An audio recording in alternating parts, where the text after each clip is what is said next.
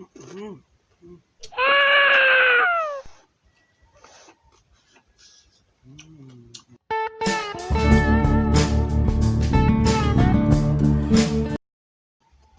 กราบสบายดีพ่อแม่พี่น้องอายเอ้ยน้องครัวเคยลุงปู่ย่าตายายเอาอาน้าอายหมู่เพื่อนเบิดสุขุสุคนแต่เหนือตลอดฮอดใต้เนาะตอนนี้ทานก็กำลังรับชม2ชิ้นสตูดิโออยู่แล้วเดี๋ยวนี้ข้อยก็จะพาทุกคนมากินหยังวะซามะเขือเนาะ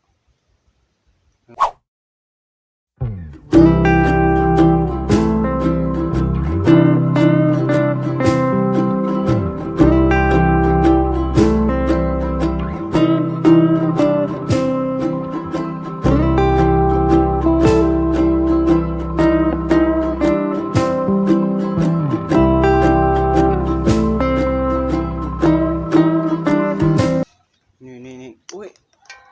นี่เนาะทุกคนเบิ่ง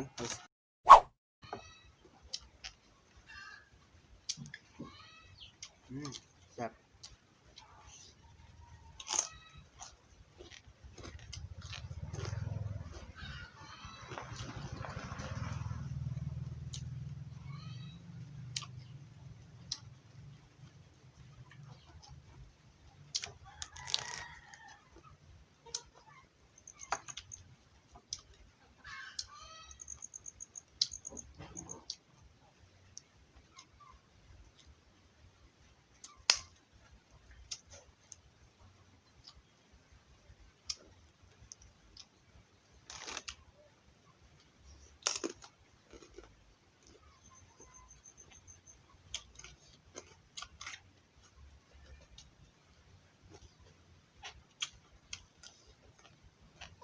อ้าย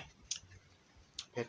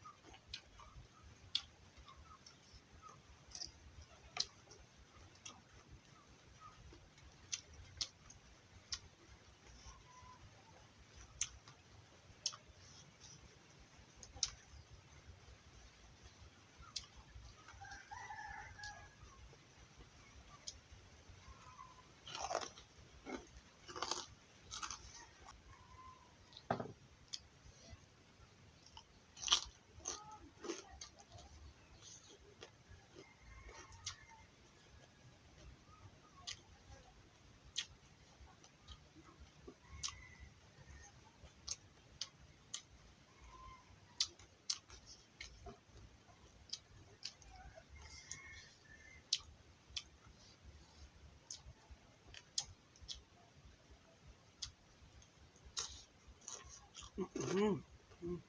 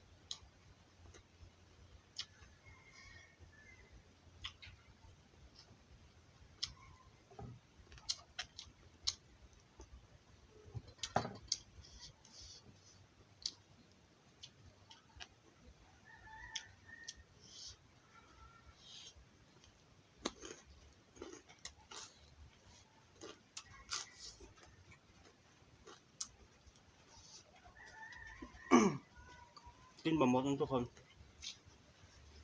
กินได้สำนึกอิ่มเนาะขอลาไปก่อนเราพบกันในคลิปหน้าเนาะบาย